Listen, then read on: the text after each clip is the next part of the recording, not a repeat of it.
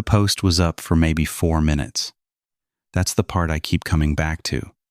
Not the station, not what came after, not the recording. Just the fact that whoever wrote it must have hit submit and then sat there staring at it long enough to realize they'd made a mistake. Because 4 minutes is not how long it takes to write something. 4 minutes is how long it takes to regret it. I saved it by accident. I was on one of those little sub-forums where people post about old radio gear, the kind of place where the same 15 guys argue about vacuum tubes and post pictures of receivers their fathers left them. I'd been scrolling through it the way you scroll through anything at 1 a.m. when you can't sleep and don't want to think about your own life. My thumb caught on a thread title that didn't fit the rest. Please, if anyone is near the old coastal relay south of Miller's, point. Please. No capitalization, no punctuation at the end. The kind of title someone types with one hand. I tapped it open and started reading, and somewhere in the middle of the second paragraph, my phone did that thing where it caches a page for offline reading without asking. I didn't even notice. I read maybe half of it, got distracted by a notification, locked the screen, and went to brush my teeth. When I came back 10 minutes later, the thread was gone. Not locked. Not deleted by a moderator with a little gray note explaining why. Just gone, like it had never been there. The URL gave me a generic error page. The user's profile said the account didn't exist. I would have shrugged it off if my browser hadn't held on to its little ghost of the page. I found it the next morning, sitting in my reading list with a small offline icon next to it, and I sat at my kitchen table with a cup of coffee and read the whole thing slowly. The person who wrote it said they were a hiker. They'd taken a wrong turn off one of the coastal trails north of where I lived and ended up at what they called the old signal house. They said the door was open. They said they went inside because it was starting to rain, and they thought they might be able to wait it out. And then the post got strange. They said the equipment inside was on. They said something was transmitting. They said they could hear themselves on the speakers but with a delay, not like an echo, more like the building was repeating them a few seconds late and getting some of the words wrong. They said they tried to leave, but the door they came in through wasn't where they remembered it. They said, please, if anyone is near Miller's Point, the building is south of the Lighthouse Foundation. The path branches at a dead pine.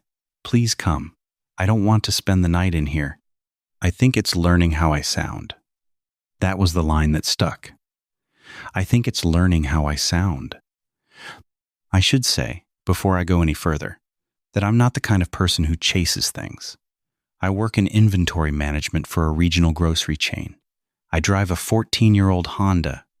I have a girlfriend named Mara who teaches 2nd grade, and who, that week, was visiting her sister in Pittsburgh.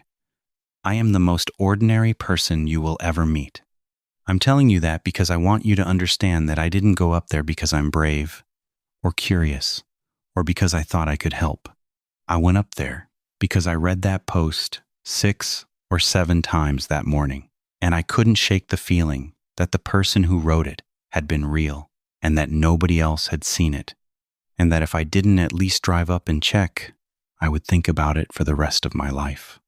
I told myself I'd just look at the trailhead, that's all. I'd drive up the coast, find the path, walk in maybe a half mile, and if I didn't see anything obvious, I'd turn around and go home and feel stupid for an afternoon and then get on with my life. Miller's Point is about 2.5 hours north of the city. The road thins out the further you go. By the time you pass the last gas station, the asphalt has those little patches in it where the state has been losing the war against the salt air for 20 years. I knew the area a little.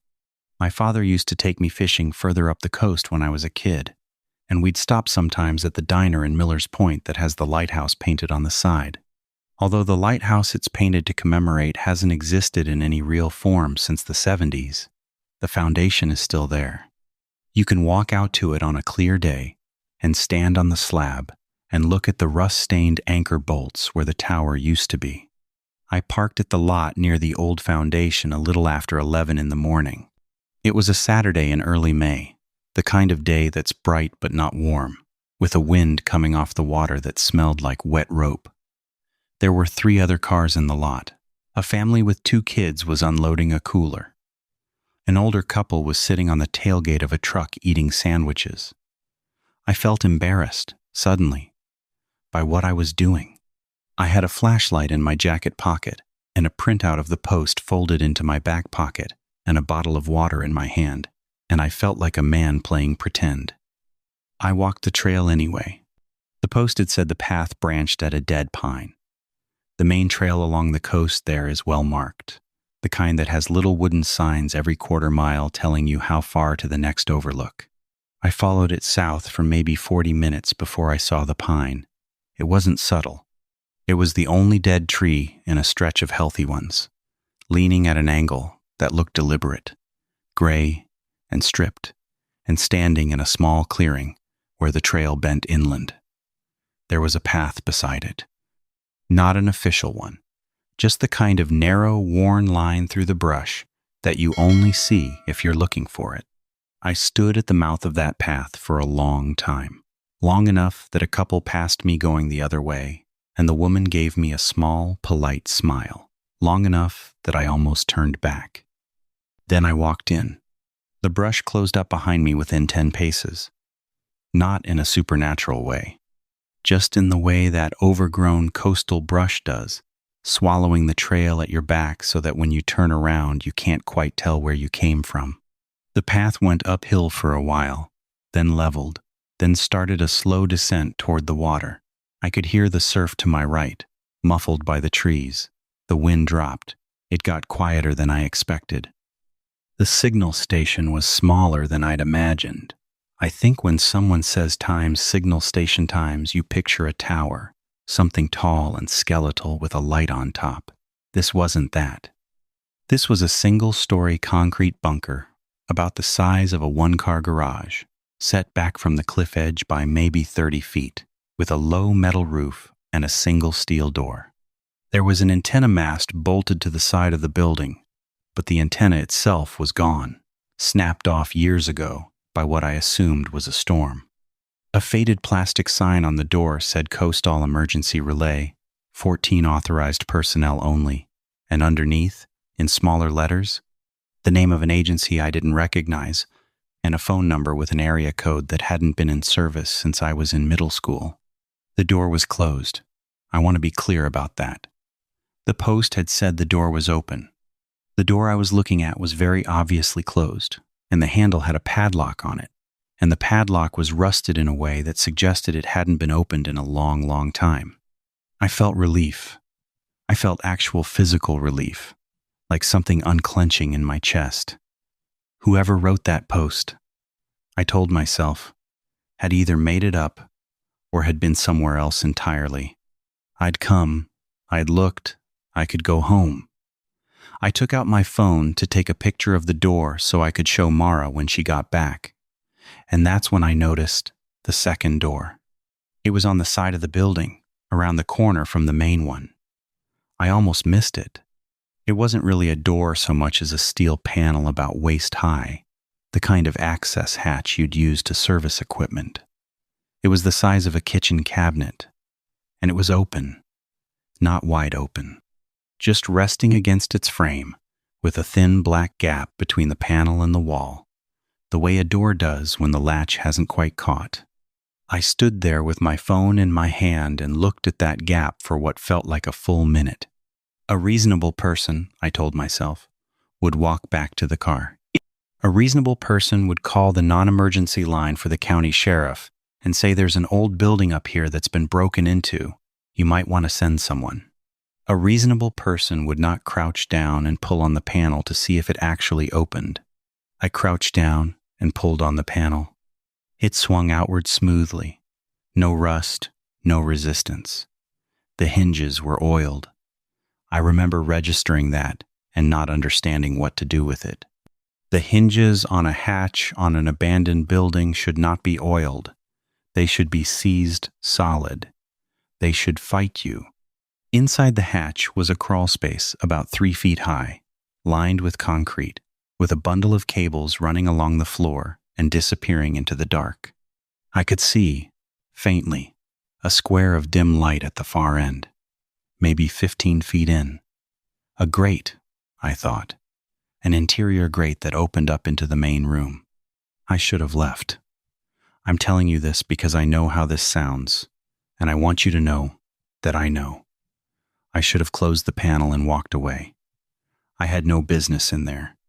I was an inventory manager from 2.5 hours south who had read a post on a hobbyist forum and driven up the coast on a hunch, and the right thing to do, the obviously right thing, was to go home.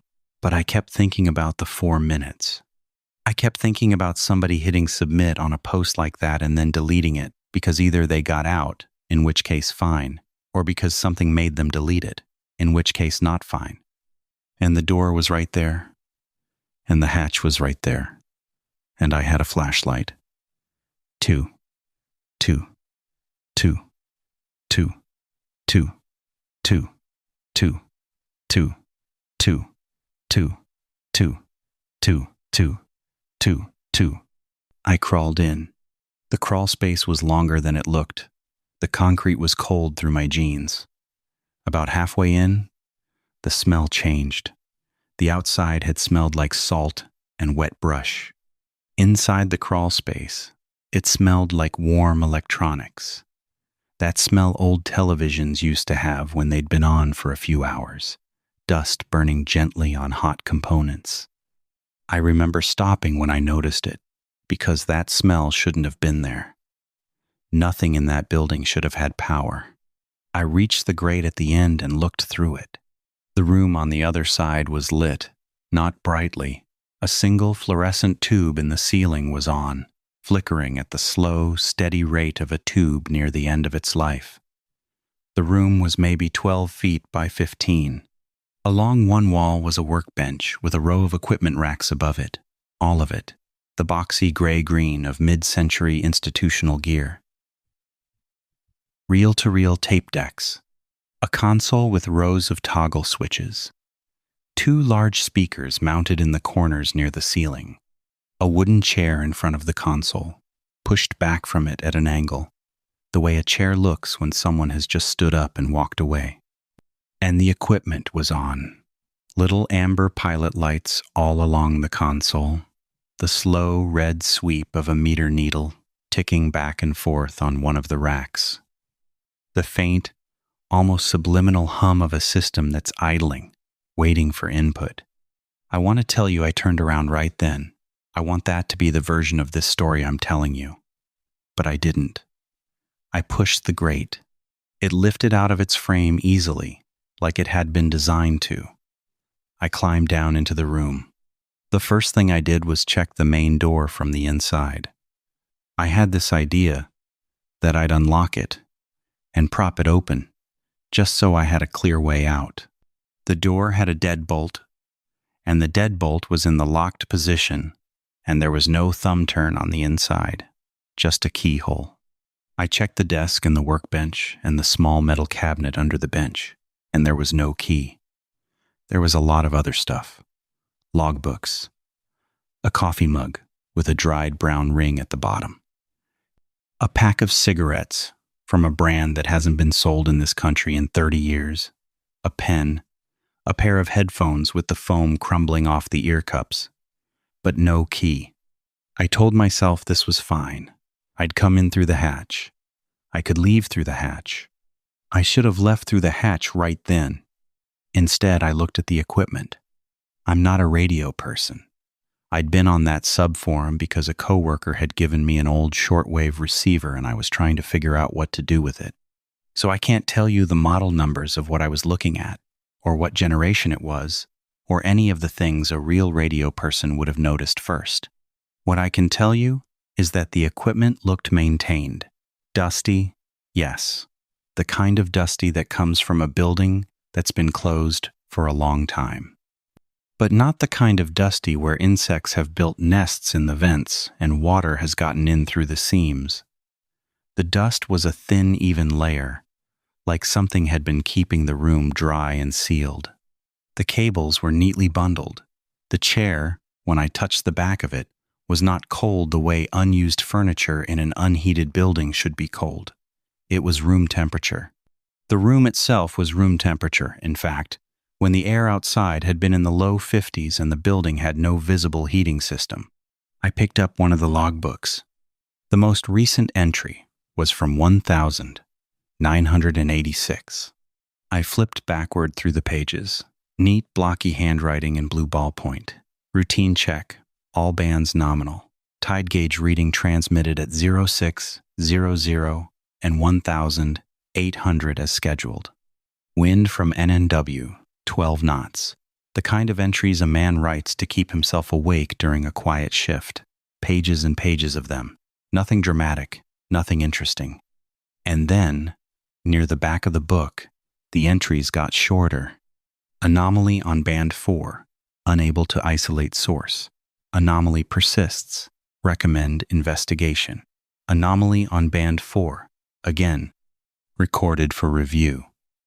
And then the last entry, dated June of 1986. Closing station per directive. Equipment to remain energized until decommission team arrives. The decommission team, evidently, had never arrived. I put the logbook down, and that's when one of the speakers in the corner clicked. It was a small sound. The sound a speaker makes when something upstream of it switches on. A faint pop, a hiss of static settling in. The room suddenly having a presence in it that hadn't been there a second before. I stood very still and listened. For a long moment there was just the hiss, the shape of an open channel. Then, very quietly, somewhere underneath the static, a voice. I couldn't make out the words at first. It was layered under the noise the way a distant conversation in another apartment can come through a wall. A man's voice, I thought, calm, measured, the cadence of someone reading. I leaned closer to the speaker, which is something I will regret for the rest of my life. The voice resolved. Routine check. All bands nominal. Tide gauge reading transmitted at 0600 and 1800 as scheduled. Wind from north-northwest, 12 knots. It was reading the logbook. I want you to understand the specific quality of what I felt in that moment. It wasn't fear, not yet. It was something more like vertigo. Because the voice was reading the entries in order, in the same flat, unhurried tone, and I had been reading those same entries 30 seconds earlier, and the math of how that could be happening did not work in any direction I tried to run it. The voice continued. Routine check. Band 3 intermittent. Suspect cable. Will investigate at watch change. I remembered reading that one. I remembered it specifically because I had thought, briefly, about how mundane the man's worries had been. Cables. Watch changes. I took a step back from the speaker. The voice stopped mid-sentence. The static stayed. The channel was still open. But the reading had stopped, like the thing on the other end had noticed me move. I held my breath. Then the voice said, in the same calm, measured tone, "Hello?" I did not answer. I want to be clear about that, because of what comes later. I did not answer. I stood in the middle of that room with my hand half raised toward the grate, and I did not make a sound. The voice said, "Hello? Is anyone there?" It was not my voice. I want to be clear about that too. It was the same man's voice that had been reading the logbook. An older man. A flat coastal accent. The voice of whoever had sat in that chair in 1986 and written times, anomaly persists, times in blue ballpoint. I started moving toward the grate. Slowly. The way you move when you don't want a dog in a yard to notice you walking past. The voice said, "I can hear you breathing." I froze. There was a long pause. Long enough that I started to wonder if I'd imagined it. Long enough that I started to think, maybe I could still get out of this. Maybe I could lift the grate and crawl back through the hatch and be in my car within 20 minutes and never tell anyone about any of this. Then the voice said, in exactly the same tone, "I can hear you breathing." But this time it wasn't the older man. This time it was me. I don't know how to describe the experience of hearing your own voice come out of a speaker saying words you didn't say. There's a thing that happens when you hear a recording of yourself, that little flinch of times. Do I really sound like that? This was the opposite of that.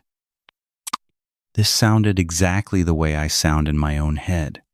The voice I hear when I talk to myself in the car. The voice I hear when I'm reading. It was not a recording of me.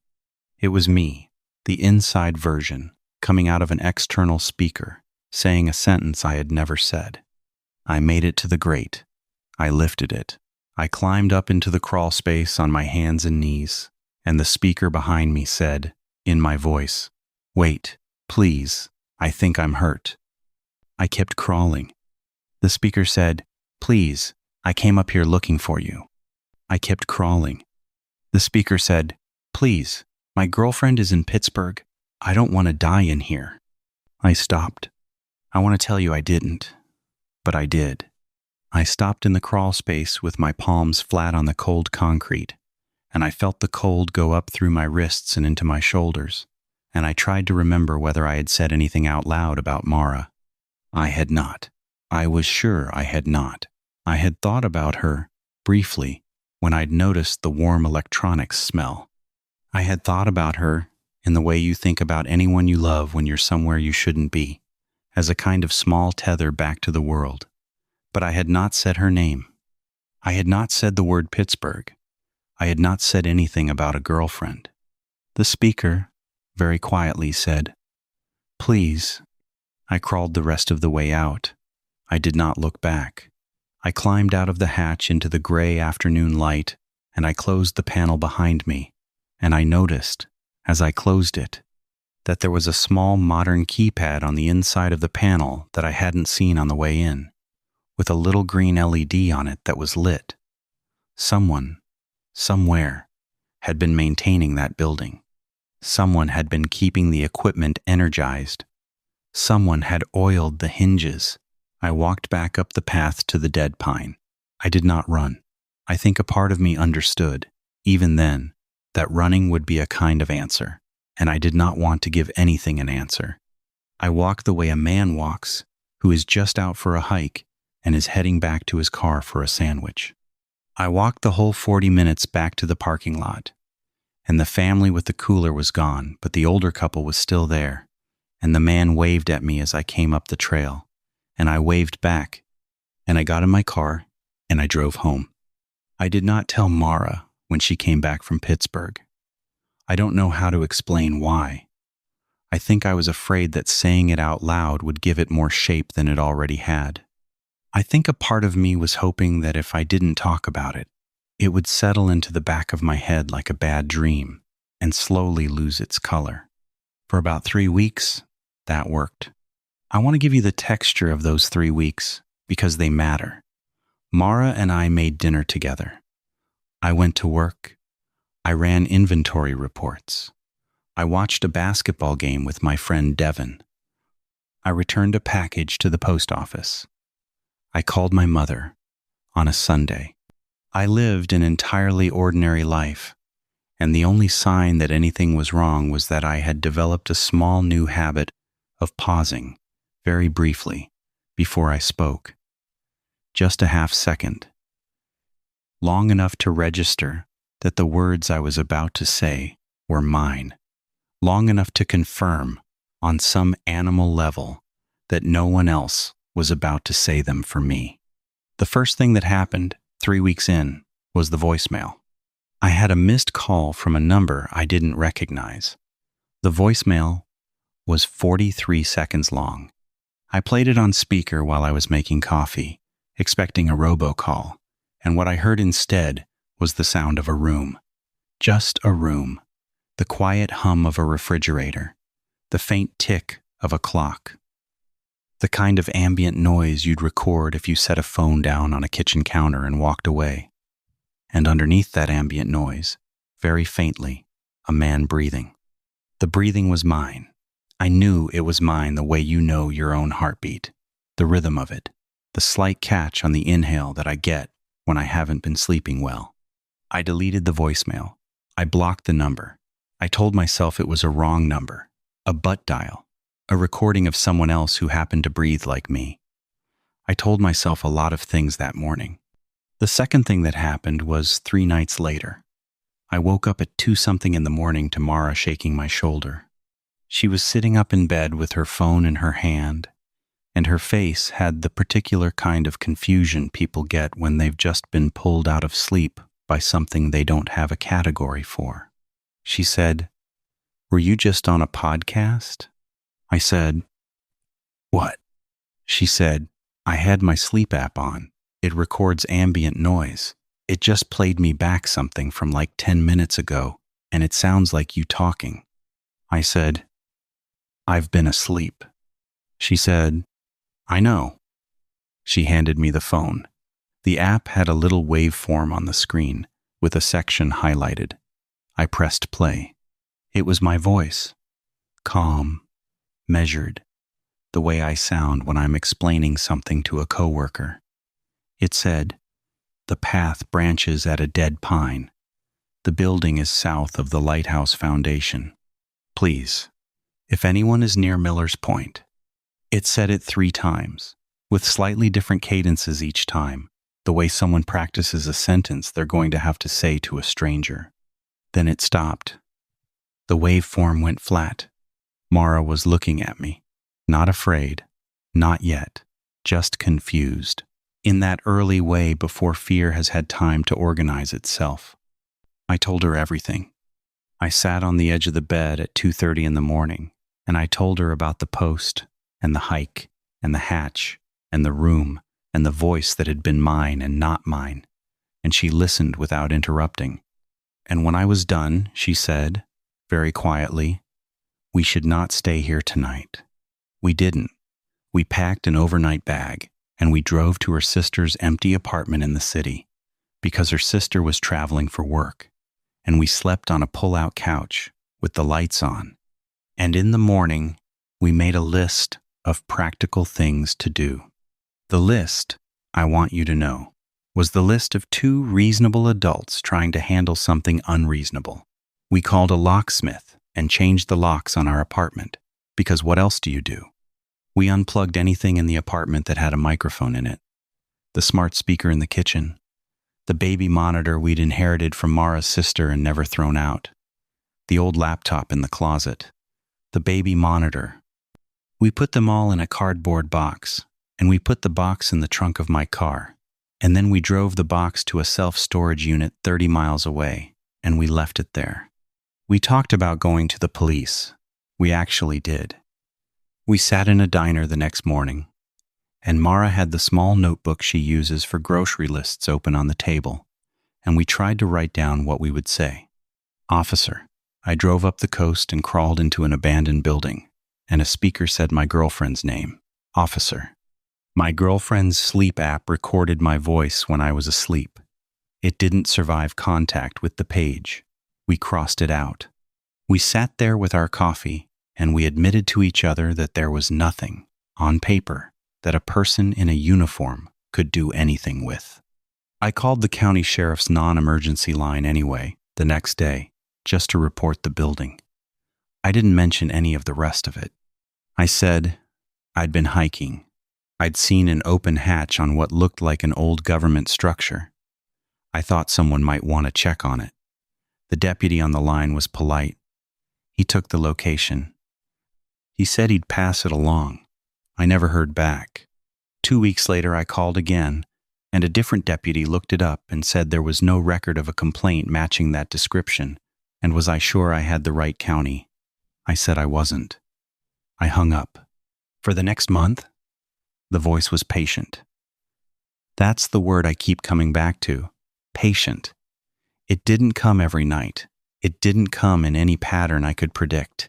It came the way weather comes. A voicemail one Tuesday from a blocked number. 40 seconds of breathing. A moment in the car when the radio between stations resolved, briefly, into me clearing my throat. A night when Mara woke me up because she'd heard me. She swore she'd heard me, in the kitchen, talking on the phone. and I had been asleep next to her the entire time. We started leaving the apartment in the evenings. We'd go to a movie, or to the late showing at the library where they sometimes did author talks, or we'd just sit in a coffee shop until it closed.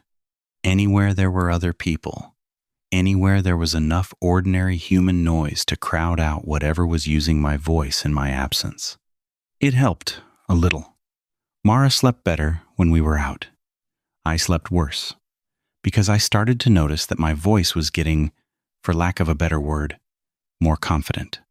The early instances had been short, fragments, 3 sentences on the sleep app, a breath on a voicemail. By the end of that month, what was being said in my voice was longer and stranger, and in some cases, things I almost remembered saying. One night, Mara played me a clip from the sleep app where my voice said, "I parked at the lot near the old foundation a little after 11 in the morning. There were 3 other cars in the lot. A family with 2 kids was unloading a cooler." I had never said that out loud. I had thought it. I had thought it on the drive home, mentally rehearsing the version of the story I might one day tell someone, the way you do after anything strange happens. I had thought those exact sentences. I was sure of it. Mara asked me, very carefully, whether I had ever said any of that to her. I told her no. She did not say anything for a long time. Then she said, "We need to get rid of your phone." We did. We got rid of both of our phones. We bought cheap prepaid ones at a drugstore, and we put the old phones in the same box in the storage unit with the speakers and the laptop. Mara's idea was that maybe whatever this was had a tether. Maybe it needed a microphone. Maybe if we cut every microphone out of our lives, it would lose whatever signal it had into us. For about 6 days, it worked. On the 7th day, I came home from work, and Mara was sitting on the floor of the living room, with her back against the couch and her hands in her lap, and the small clock radio on our bedside table, a thing I had inherited from my grandmother, and which had no internet connection, no microphone, no smart, anything.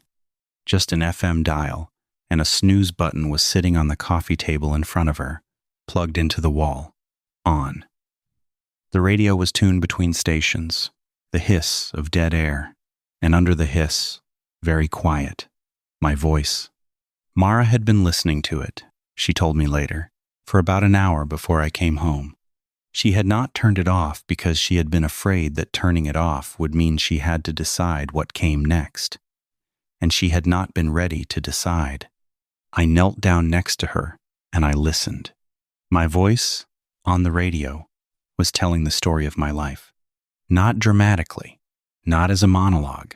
It was telling it the way you tell a story to a friend over a long dinner, with digressions and small corrections, and the occasional dry joke. It was talking about the summer I broke my arm falling out of a tree in my uncle's yard. It was talking about the girl I had taken to junior prom, whose name I had not thought about in 15 years. It was talking about a fight I'd had with my father 2 months before he died, the specific words of which I had never told anyone, not even Mara. It was getting things right, small things, the kind of small things that are not in any record anywhere.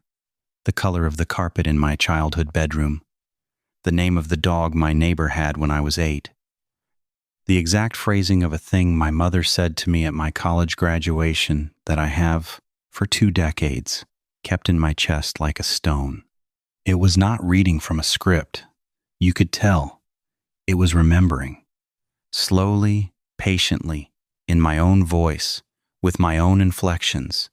It was remembering my life out loud. I unplugged the radio. The voice continued for about 3 more seconds after the plug came out of the wall, finishing its sentence times, and then we drove home. And the radio in the car was playing something I couldn't identify times. And then it stopped, and the room was quiet, and Mara and I sat on the floor and held each other for a long time without saying anything. We left the apartment that night. We drove to a motel 2 towns over, and we paid in cash. We left the radio behind. We left almost everything behind. We took a bag each and the cheap prepaid phones and the cash we had in the apartment, and we drove until Mara was too tired to keep her eyes open, and then I drove for another hour after that. And then we slept in a room that smelled like industrial laundry detergent and old cigarette smoke. And in the morning, we made another list. The list this time was shorter. It had 2 items on it. The first was, don't go back. The second was, don't talk about it, where anything could hear. We have followed that list for almost a year now. We moved, not far, far enough that the new apartment is not connected, in any obvious way, to the old one. We did not tell most of our friends where we went. We told Mara's sister, and my mother, and Devin, and that's it. We do not own a smart speaker. We do not own a smart television. The phones we use are still cheap prepaid ones, and we replace them every few months, and we leave them in a drawer in the kitchen when we are home. And we have a small handwritten rule taped to the inside of the drawer that says, times not in the bedroom, not in the bathroom, not when we are talking about the thing. We do not talk about the thing in the apartment. We talk about it on walks. We talk about it in the car, with the radio off and the windows down. We have, between the 2 of us, developed a kind of shorthand for it. We call it times the broadcast. We say things like, times did you hear the broadcast last night? And we mean, times did anything strange happen? And most of the time, the answer now is no. Most of the time. I want to tell you that's where the story ends. I want to tell you that we got out, that the patience of whatever was on the other end of that signal eventually wore thin, and it moved on to something else. That the silence we have built around ourselves is a silence that holds. I cannot tell you that. About 3 months ago, I woke up at 4 a.m. to use the bathroom. Mara was asleep. The apartment was quiet in the specific way our apartment is quiet at 4 a.m, which is to say, not quiet at all. The refrigerator hummed. The radiator ticked. A car passed on the street outside. Ordinary apartment sounds. I was halfway down the hallway when I heard, very faintly, a voice. It was coming from the living room.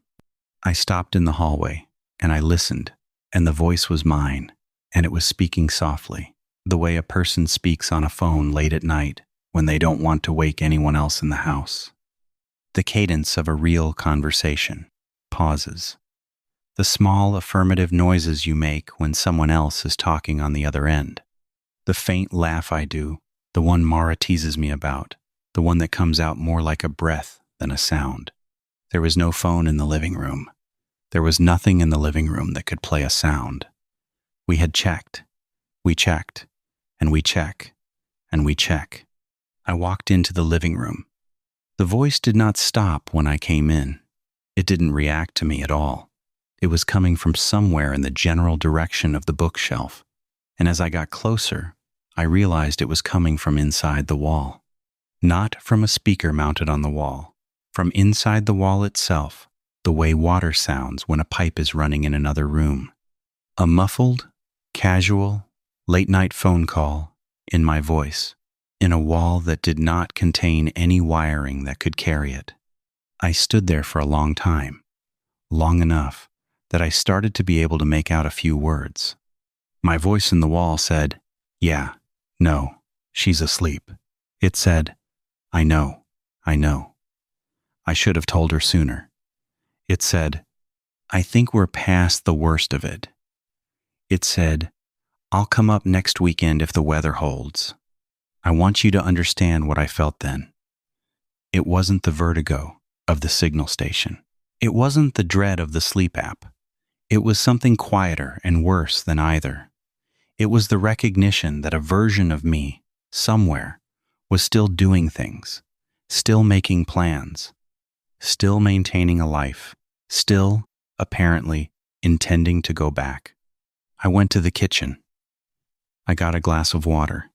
I drank it standing at the sink with the tap running, because the sound of the tap was louder than the sound in the wall, and for the length of that glass of water I could pretend I had not heard anything. Then I turned the tap off and I went back down the hallway and I got into bed next to Mara, and I lay on my back and stared at the ceiling, and the voice in the wall continued for maybe another 20 minutes. And then it stopped, and then the apartment was quiet again. I did not tell Mara. I have not told her. I am telling you because telling you is not the same as telling her. Telling her would mean asking her to make another list, and we have made enough lists. I have heard it 3 more times since then. Always at night, always from inside a wall. Once from the wall behind our bed, which I lay awake listening to for an hour while Mara slept with her face turned away from me. Once from the wall of the bathroom while I was brushing my teeth, talking to someone I could not hear, and laughing at something they apparently said. Once, last week, from the wall behind the kitchen, where my voice was not speaking words at all, just humming.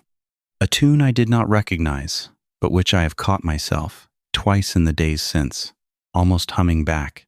I think, and I have thought about this a lot, on the long walks where Mara and I talk about the broadcast, although I have not said this part out loud even to her.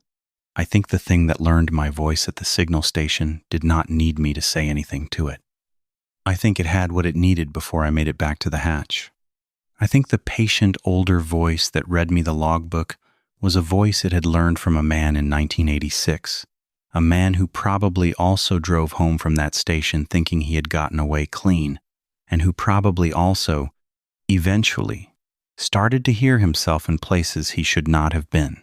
I think the post I read on that hobbyist forum was written by someone like me, someone the thing was finished with. I think it was deleted not because the writer regretted it, but because deleting it was part of the pattern, the way the building's hinges were oiled and the equipment was kept warm.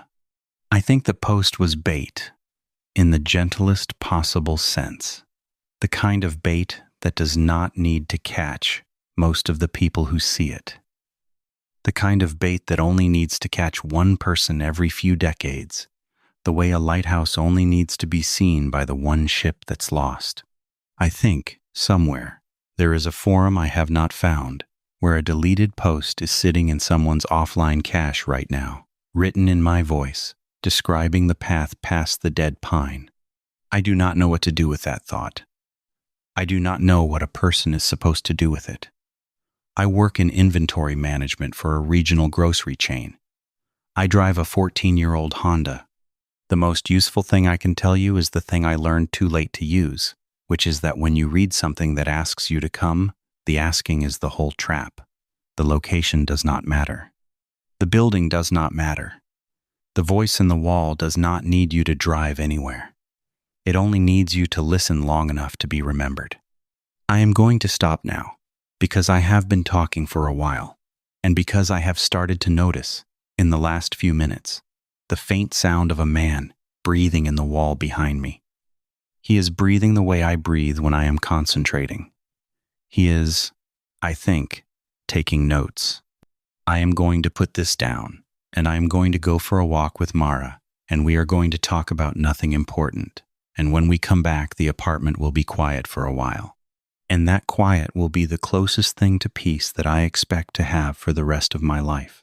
If you are reading this somewhere, it should not be in a cache, in a draft, in a thread that disappeared 4 minutes after it went up.